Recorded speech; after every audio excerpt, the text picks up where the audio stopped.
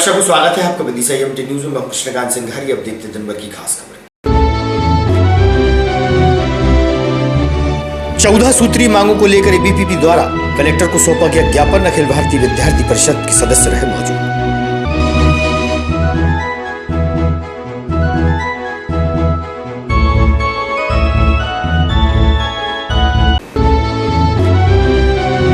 Corona guideline अनुसार खोले गए स्कूल 50% रहेगी विद्यालयों में विद्यार्थियों की उपस्थिति। विद्यार्थी पहुंची कक्षाओं में।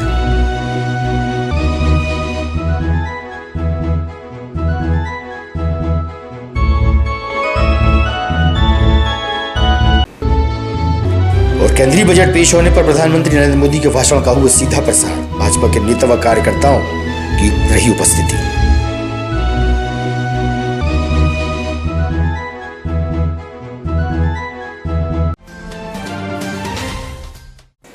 अब खबर विस्तार से। अखिल भारतीय विद्यार्थी परिषद द्वारा अपनी 14 सूत्रीय मांगों को लेकर मंगलवार की शाम को कलेक्टर उमाशंकर भार्गव को ज्ञापन सौंपा है।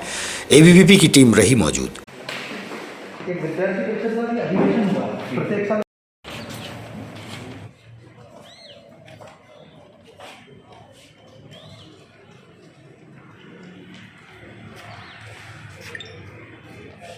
सिंह राजपूत, जिला संयोजक विदिशा जी। किस संस्था से हैं? अखिल भारतीय विद्यार्थी परिषद। आज कलेक्टर महोदय को ज्ञापन सौंपा किस संबंध में? विगत दिनों पहले विद्यार्थी परिषद का प्रांतीय अधिवेशन होशंगाबाद में संपन्न हुआ था, जिसमें प्रत्येक वर्ष अपना एक मांग पत्र जारी होता है छात्रों का। उस संबंध में आज कुछ विशेष 10 सूत्रीय मांगें हम लोगों ने कलेक्टर साहब के महोदय साहब से मुख्यमंत्री जी के लिए दिया है। उसमें प्रमुख मांग ये है कि जो महाविद्यालयों में रिक्त पद बाकी हैं और प्रभारी प्राचार्य हैं, उनकी नियुक्ति की जाए। साथ ही जो तकनीकी शिक्षा पद्धति में जो मातृभाषा हिंदी का उपयोग किया जाए। साथ ही इसके साथ ही मुख्य कुछ मांगें रही हैं जो हमने कलेक्टर साहब को सौंपी गई हैं। क्या आश्वासन मिला अभी? कलेक्टर साहब द्वारा आश्वासन दिया गया कि माननीय मुख्यमंत्री द्वारा को ये प्रेषित किया जाएगा और जल्द से जल्द पूरी करवाई। मध्य प्रदेश अनुसूचित जाति जनजाति अधिकारी कर्मचारी संघ ने पदोन्नति नियम में बदलाव हेतु मुख्यमंत्री के नाम ज्ञापन प्रशासन को सौंपा है। बताया है यह नियम दिनांक 28 जनवरी 2022 को माननीय सर्वोच्च न्यायालय द्वारा जो निर्णय दिया गया है उसके अनुरूप ही है। अतः माननीय सर्वोच्च न्यायालय के निर्णय। डॉक्टर एस गुलिया, आजास का जिलाध्यक्ष विदिशा। गुलिया जी, किस संबंध में आपने एसडीएम को ज्ञापन सौंपा? जो पदोन्नति में रिजर्वेशन को लेकर आज हमने ज्ञापन दिया है, क्योंकि ये मुद्दा पिछले कई वर्षों से चल रहा है और हाल ही में 22 जनवरी 2022 को माननीय सुप्रीम कोर्ट ने अभी डिसीजन दिया है पदोन्नति में रिजर्वेशन को लेकर। और प्रदेश और केंद्र सरकार को उन्हें आदेशित किया है कि इस पर जो पिछलेपन के जो डाटा हैं वो कलेक्ट किए जाएँ और यदि सरकार चाहे तो इनको इनकी समीक्षा करके इनको रिजर्वेशन। क्या आश्वासन मिला अभी ज्ञापन दे रहे हैं? अब ज्ञापन आश्वासन, क्योंकि ये मुद्दा माननीय मुख्यमंत्री जी के क्षेत्र में आता है, तो हमने जो ज्ञापन दिया है एसडीएम महोदय को, तो एसडीएम महोदय ज्ञापन को माननीय मुख्यमंत्री महोदय के पास भेजने का कार्य करेंगे। विदिशा शहर के किलेंदर स्थित दिनेश शर्मा को महू डॉक्टर भीमराव अंबेडकर विश्वविद्यालय का कुलपति बनने के बाद शहर में प्रथम आगमन पर उनके समर्थकों ने जोरदार स्वागत किया और शुभकामनाएं भी दी।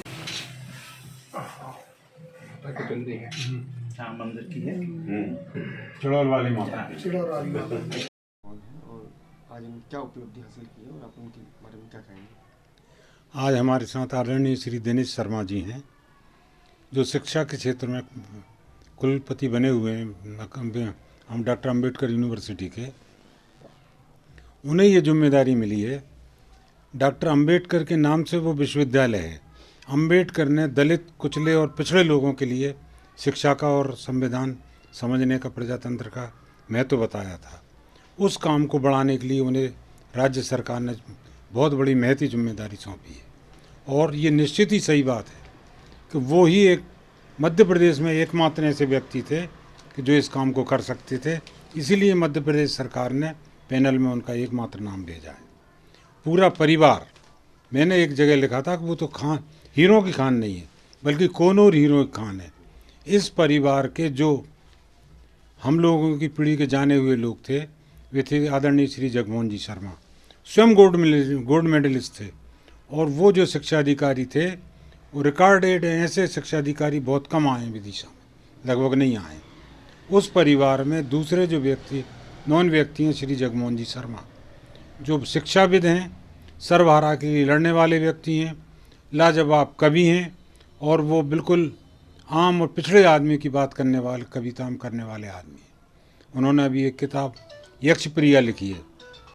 निश्चित बहुत गंभीर समस्या है, पूरे देश की समस्या है। तो वहाँ एक बाकी विश्वविद्यालय भी सारा ये काम कर रहे हैं, लेकिन हमारे यहाँ केंद्र सरकार से बड़ा स्किल डेवलपमेंट सेंटर एक शुरू उस विश्वविद्यालय में हुआ था जब मैं रजिस्ट्रार था। मैं कि 1 करोड़ रुपए की राशि लाया था उस डेवलपमेंट के लिए, और ख़ास करके जो ग्रामीण क्षेत्रों में उससे 5 ज़िले हमारे जुड़े हुए हैं, इंदौर के आसपास के, झाबुआ है, अलीराजपुर है, यहाँ इस सब के खिलाफ हम लोगों ने अभियान चला रखा है। आज मेरी एडिशनल चीफ सेक्रेटरी महोदय जो हमारे उच्च शिक्षा के प्रभारी भी, उनसे चर्चा हो रही थी। उन्होंने कहा कि आप इसको और बड़ा करिए और मध्य प्रदेश में जितने भी ज़िले उन सबको शामिल करिए। मैंने कहा आपकी अनुमति होगी तो बराबर हम और ज़िलों में भी काम करेंगे। उसके लिए 1 करोड़ रुपये UGC ने दिया है। अब स्टेट गवर्नमेंट ने कहा है कि हम पैसे की कमी नहीं आने देंगे, लेकिन बहुत अच्छा काम आप अभी कर रहे हैं 1 साल से, उसको और आगे बढ़ाइए। तो ये ग्रामीण क्षेत्रों में खास कर जो युवा भटक रहे हैं उसके लिए हम लोग कोशिश कर रहे हैं कि शायद कल शासन पत्र निकाले पूरे मध्य प्रदेश के लिए कि एक टर्निंग जैसा प्रोग्राम हम चलाएंगे हर ज़िले में। तो ये बड़ी उपलब्धि होगी हमारे विश्वविद्यालय के लिए। कि माटी की, नर्मदा के, बेतवा के पानी की तासीर है, इसमें मेरा कुछ भी नहीं है। वहाँ तक मैं पहुँचा हूँ तो मेरे बचपन के मित्रों की दुआएं हैं, मेरे बुजुर्गों का आशीर्वाद मेरे साथ हमेशा रहा। उसी का ये परिणाम है कि आज मैं यहाँ तक पहुँच पाया हूँ। जैसे कि बात करें नोबेल पुरस्कार विजेता भी आपके परिवार से, उनके बारे में थोड़ा सा क्या उनके बारे में पूरी दुनिया जानती, मैं क्या कहूँ। नहीं, प्रेरणा उनकी भी कुछ आपने। मेरे सबसे बड़े प्रेरणा स्रोत रहे। मेरा पूरा बचपन शुरू के 25 साल उनके साथ ही सानिध्य में गुजरा। क्योंकि उनकी उम्र में मेरी उम्र में बहुत ज़्यादा फ़र्क नहीं रहा, 3 साल का अंतर ही रहा। तो अब उनके लिए आपको नई जिम्मेदारी मिली, किस तरीके से अपन इसका निर्वहन करते हैं? मुझे जिस विश्वविद्यालय का कुलपति बनाया गया है वो देश का एकमात्र सामाजिक विज्ञान का विश्वविद्यालय है। ये बहुत बड़ी बात है अपने आप में। दूसरी महत्वपूर्ण चीज़ ये है कि बाबा साहब अम्बेडकर की जन्मभूमि में वो विश्वविद्यालय है। महू में चूँकि बाबा साहब जन्मे थे, उनके नाम पे विश्वविद्यालय शासन ने खोला। पहले वो केंद्रीय संस्थान रहा, लेकिन अब विश्वविद्यालय का दर्जा उसे मिला है 2015 से। तो ये मेरे लिए बहुत गौरव की बात है कि मैं वहाँ काम कर रहा हूँ, पहुँचा हूँ वहाँ भी। क्योंकि पहले भी मैं वहाँ काम कर चुका कुल सचिव के रूप में, इसलिए वहाँ की सारी समस्याओं से, वहाँ की सारी कार्यप्रणाली से मैं भली भांति अवगत हूँ। और अब मैं वहाँ कुलपति के पद पे पहुँचा हूँ। शासन ने मेरे पे विश्वास जताया। महामहिम राज्यपाल महोदय, मुख्यमंत्री जी और हमारे शिक्षा मंत्री मोहन यादव जी ने पूरा भरोसा मेरे पे किया। और मुझे ये बताते में खुशी होती है कि सिर्फ सिंगल नाम मेरा मध्य प्रदेश शासन की तरफ से गया, जबकि पैनल जाती है जनरली और बड़े लंबे, इसमें कई लोग होते हैं, बहुत बड़े बड़े लोग होते हैं, देश भर के लोग होते हैं जो कोशिश करते हैं कुलपति बनने के लिए। बहुत खुशी महसूस कर रहे हैं और उन्होंने काफ़ी संघर्ष किया है और इस मुकाम पे पहुँचे हैं। और उन्होंने पूरी युवा पीढ़ी को एक मैसेज दिया है कि यदि सही के लिए हम कोई संघर्ष करते हैं तो हम उस मुकाम तक पहुँचते हैं। नहीं, अब बात करेंगे आज जो इस मुकाम पर पहुँचे तो आपका भी कुछ क्या योगदान रहा? मैं तो उनकी जीवन साथी हूँ, जीवन भर हर स्थिति में मेरा उनके साथ सहयोग रहा और आज इस मुकाम पे पहुँचे हैं तो निश्चित ही काफ़ी सहयोग मेरा रहा है उनके साथ। काफी समय बाद सरकारी गाइडलाइन के अनुसार विद्यार्थियों को 50% विद्यालयों में उपस्थिति देखी जा रही है। आज उदयगिरी में संचालित सोनपुरा स्कूल में कोविड-19 गाइडलाइन को ध्यान में रखते हुए कक्षाएं लगी और विद्यार्थियों ने अध्ययन में भाग लिया।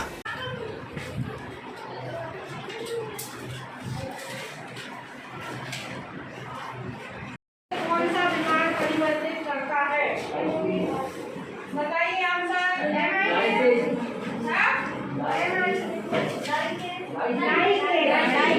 क्या है उसका उत्तर?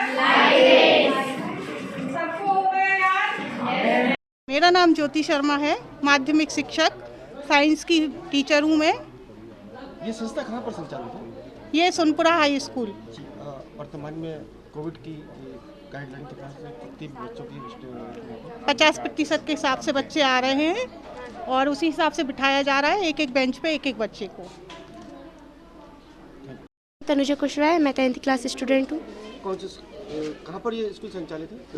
ये सुनपुरा शासकीय हाई स्कूल सुनपुरा में है। चलिए बात कर लेते हैं, लंबे समय के बाद स्कूल खुला है, आपके मित्र थे, सहेली आपसे मिले, कैसा लग रहा है? सर बहुत अच्छा लग रहा है, लंबे समय के बाद स्कूल खुल रहा है। सर घर पे भी कुछ नहीं कर पाते थे, यहाँ पे कुछ पढ़ाई वगैरह कर लेते हैं। सर 50% सर स्कूल खुल रहा है और सर टीचर पढ़ा रहा है सबको अच्छे से। हाँ सर। कोविड की क्या व्यवस्था करी कोविड से बचने के लिए, यहाँ पे किस तरह के बचाव कर रहा है? सर सैनिटाइज, सर मास्क और सर बेंच पे सर एक एक बच्चे को बिठा रहे हैं। सर सोशल डिस्टेंसिंग कर रहे, मतलब सब बच्चे रह रहे हैं सोशल डिस्टेंसिंग में। स्थानीय तलैया मोहल्ला स्थित निजी गार्डन में भाजपा के पदाधिकारियों की उपस्थिति में प्रधानमंत्री नरेंद्र मोदी के भाषण का सीधा प्रसारण देखा गया। प्रधानमंत्री ने केंद्रीय बजट के बारे में चर्चा करने के साथ साथ आगामी 25 सालों के लिए किए जा रहे प्रयासों और उनके बारे में जानकारी दी। इस मौके पर भाजपा के जिलाध्यक्ष राकेश यादव, बलवीर रघुवंशी, विक्रम रघुवंशी सहित पार्टीजन मौजूद रहे। गरीब को जब छत मिले, गरीब को जब घर मिले, तब उसका जीवन कितना बदल जाता है, इसका हम देख करके बता सकते हैं। जो गरीब को जब जनधन अकाउंट मिला था, उसका स्वाभिमान जो है, और लाखों करोड़ रुपए की बचत में गरीब भी आ गया है। अगर एक जनधन अकाउंट उसकी जिंदगी बदल सकता है, तो गरीब को जब छत मिले, गरीब को जब घर मिले, तब उसका जीवन कितना बदल जाता है, इसका हम देख करके बता सकते हैं। जो हमारे सुरक्षा बल के जवान जो सीमा पर तैनात है, उनको सीमावर्ती जो गांव है, काम करते हैं। और किसान कांग्रेस के प्रदेशाध्यक्ष दिनेश गुर्जर का जन्मदिन रामद्वारा क्षेत्र में उनके समर्थकों द्वारा धूमधाम से मनाया गया।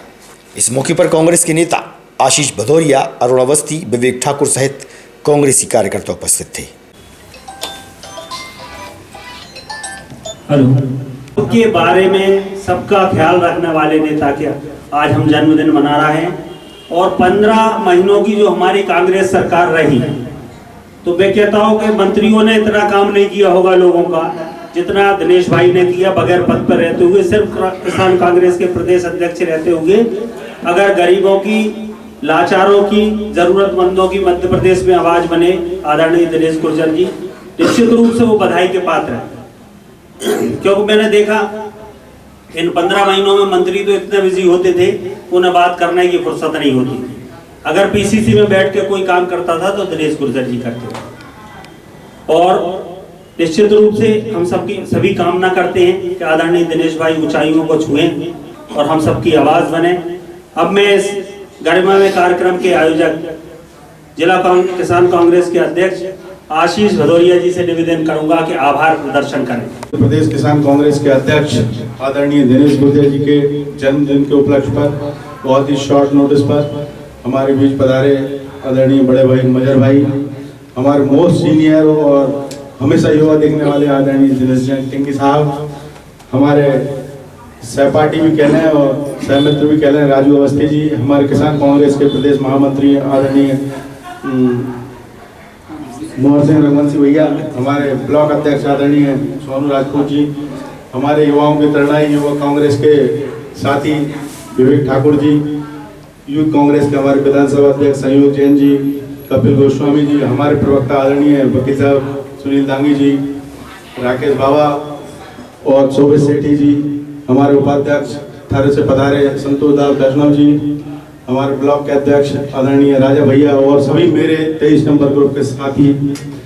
मुझे आज बहुत ही अच्छा लग रहा है और जिस तरह से दिनेश जैन भाई साहब ने जो उनके बारे में वक्तव्य दिया, उससे आज मेरी कुछ पुरानी यादें ताजा हुई।